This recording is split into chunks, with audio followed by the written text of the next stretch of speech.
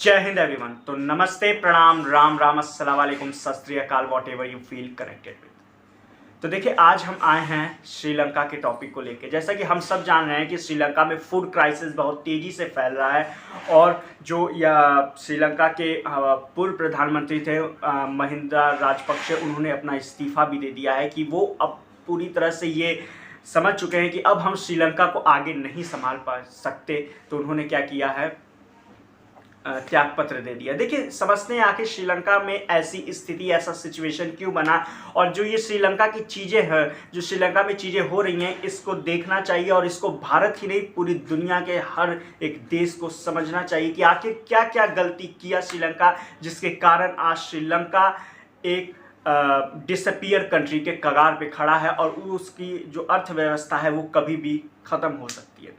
देखिए, आपको बता दें कि हमारा जो भारत है वो 1947 में आज़ाद हुआ और श्रीलंका 1948 में आज़ाद हुआ। श्रीलंका की जो पहली राजधानी थी वो कोलंबो थी, लेकिन अब उसकी राजधानी श्री जयवर्धनपुरा है। देखिए, श्रीलंका को अगर आप देखें तो श्रीलंका को मेनली दो भागों में डिवाइड किया गया है। ऊपर के पार्ट को जाफना कहते हैं और नीचे के पार्ट को मेन श्रीलंका कहते हैं। देखिए, क्वेश्चन है जो हमेशा एग्जाम में पूछा जाता है कि जो मेन श्रीलंका है और जाफना है उसको अलग कौन करता है। तो उसको अलग करती है एलिफेंटा पास, एलिफेंटा दर्रा है जो कि मेन श्रीलंका को जाफना से अलग करती है, या फिर यू कैन से दैट कि जो कि जाफना को कनेक्ट करती है मेन श्रीलंका से। देखिए, बात क्या हुई थी कि बात 1960 से स्टार्ट हो गई थी। 1948 में श्रीलंका आज़ाद हुआ, तो 1960 से ही श्रीलंका के जो ऊपरी भाग है जाफना में, जाफना जो ऊपरी भाग है वहाँ पे एक जगह है पॉइंट पेड्रो, वहाँ से लेके पूरा जाफना तक तमिल के लोग ज़्यादा रहते थे जो कि हिंदुइज्म को मानते थे और हिंदुइज्म पे बिलीव करते थे। जबकि जो पूरा श्रीलंका है वो अगर आप देखें ओवरऑल तो वो बुद्धिज़्म पे डिपेंड है, ठीक है।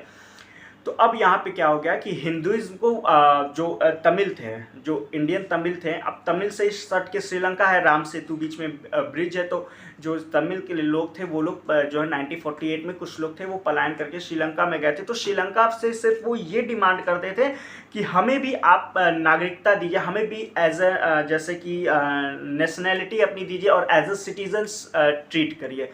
लेकिन जो श्रीलंका के लोग थे वो उनके साथ भेदभाव करते थे। इवन जो श्रीलंका की गवर्नमेंट थी वो भी मतलब इतनी गंदी नेचर की हो गई थी कि वो भी जो है क्या करने लगी थी, भेदभाव करना स्टार्ट कर दी थी श्रीलंका के तमिल के लोगों के साथ। इवन जो भी गवर्नमेंट ऑफर्स आते हैं, जो भी गवर्नमेंट जॉब्स आते थे, उस पर जो है जो मेन अधिकार किसका रहता था, वो जो है रहता था मेन श्रीलंकन का, और जो ऊपर जो है तमिल के लोग थे उनका जो है उतना योगदान नहीं दिया जाता था सब में। इवन उनको गवर्नमेंट जॉब के लिए भी उतनी अपॉर्चुनिटी नहीं दी जाती थी, जिससे कि तमिल के लोग जो है क्या हुए, बहुत ज़्यादा गुस्सा हो गए। फिर उसके बाद क्या हो गया था, अमेरिका ने, फिर उसके बाद ऐसे ही जो है थोड़ा सा वाद विवाद श्रीलंका में चल रहा था, तब तक अमेरिका ने श्रीलंका में कूद गया। अमेरिका श्रीलंका में कूद के क्या किया, देखिए श्रीलंका के एकदम नीचे आप देखेंगे तो दो एयरपोर्ट, एक कोलंबो पोर्ट है और एक क्या है हम्बनटोटा एयरपोर्ट है। तो अमेरिका क्या किया, हम्बनटोटा एयरपोर्ट को बोला श्रीलंका से कि आप हमें इसको भाड़े पे दे दीजिए, इसको पूरी तरह हम बनाएंगे, अपने हिसाब से बनाएंगे, और जो भी सारी चीज़ें इसमें खर्च वगैरह आएंगी वो हम देंगे, मशीनरी हम देंगे, यहाँ पे फैक्ट्रीज हम लगवाएंगे, इवन जो वर्कर्स हैं वो वर्कर्स भी हम लोग आपके यहाँ से लेंगे, जिससे आपके वर्कर्स को भी क्या मिलेगा, आपके नागरिकों को रोजगार मिलेगा। तो मतलब कि एक तरह से बहला फुसला के उसने अपने ट्रैप में जो है फंसा लिया। किसको फंसा लिया, श्रीलंका को फंसा लिया। देखिए, उस समय क्या था कि शीत युद्ध चलता था, कोल्ड वॉर का एक माहौल था, अमेरिका और रशिया के बीच अपने वर्चस्व का था। तो अमेरिका सोचा अगर हम श्रीलंका के हम्बनटोटा बंदरगाह को अपना बना लेते हैं तो हम क्या करेंगे, रशिया के और करीब आ जाएंगे और ये रशिया के लिए एक बहुत बड़ा सरदर्द हो जाएगा। अगर आपका कोई दुश्मन है, अगर वो आपके एकदम सिरहाने बैठ जाए तो आपको तकलीफ तो होगी।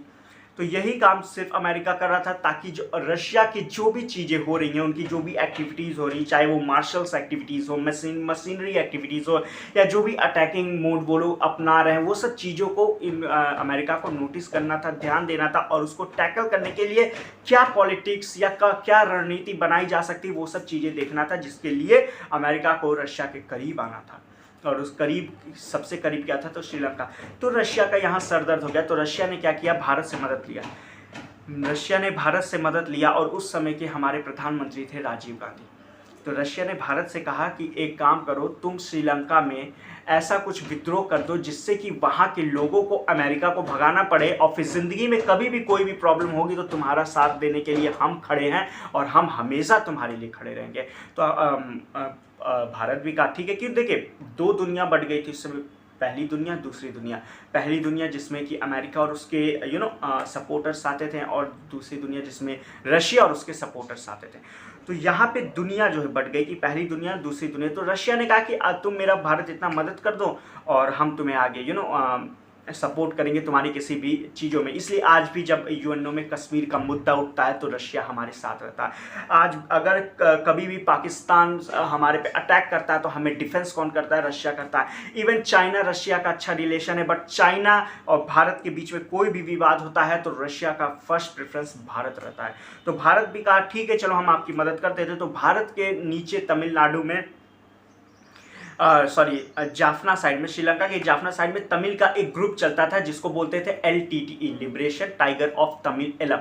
ये लोग क्या करते थे, ये लोग एक अपना ग्रुप बनाए थे कि हमें भी मेन जो श्रीलंका के सिटीजन को जैसे अधिकार मिल रहे हैं, राइट्स मिल रहे हैं, हमें भी ऐसे राइट्स मिलने चाहिए। और उसके लिए ये लोग हमेशा अनशन आंदोलन करते थे। कभी उनका अनशन हिंसक हो जाता था, कभी अहिंसक आंदोलन करते थे। तो भारत ने क्या किया, भारत ने लीगली उनको जो है पैसे देना शुरू कर दिए, उनको पैसे ट्रांसफ़र करने शुरू कर दिए कि आप यहाँ पे विद्रोह करिए, और विद्रोह इस बात का करिए कि हमें राइट्स चाहिए, और साथ ही साथ इस बात का भी विद्रोह करिए कि अमेरिका को हम्बनटोटा से भगा दिया जाए। तो LTT वाले बहुत ज़्यादा उग्र हो गए और बहुत भयंकर वहाँ पे लड़ाई स्टार्ट हो गई। और LTT वालों के भी बहुत लोग मतलब मारे गए। जो मेन श्रीलंका के लोग थे वो भी बहुत लोग मारे गए, कम से कम लाखों लोग वहाँ पे मारे गए, जिससे श्रीलंका को साफ साफ पता चल गया कि ये सब चीज़ें LTT के वजह से या ये सब चीज़ें इसलिए नहीं हो रही है कि हम तमिल को राइट्स नहीं दे रहे हैं, ये चीज़ें इसलिए हो रही हैं क्योंकि हमने अमेरिका को यहाँ पे क्या किया, हम्बनटोटा बंदरगाह दिया है। तो अमेरिका को जो है श्रीलंका ने हाथ जोड़ के माफ़ी मांगी और साफ साफ कह दिया कि सरकार हमसे बहुत बड़ी गलती हो गई, अगर हम आपको हम्बनटोटा बंदरगाह दे देंगे तो हमारा पूरा देश चला जाएगा। तो अमेरिका को क्या कर दिया गया, भगा दिया गया वहाँ से। लेकिन फिर यही सेकंड गलती श्रीलंका फिर कर दिया। इस समय हम्बनटोटा जो बंदरगाह है वो किसके हाथों में है, तो वो चाइना के हाथों में।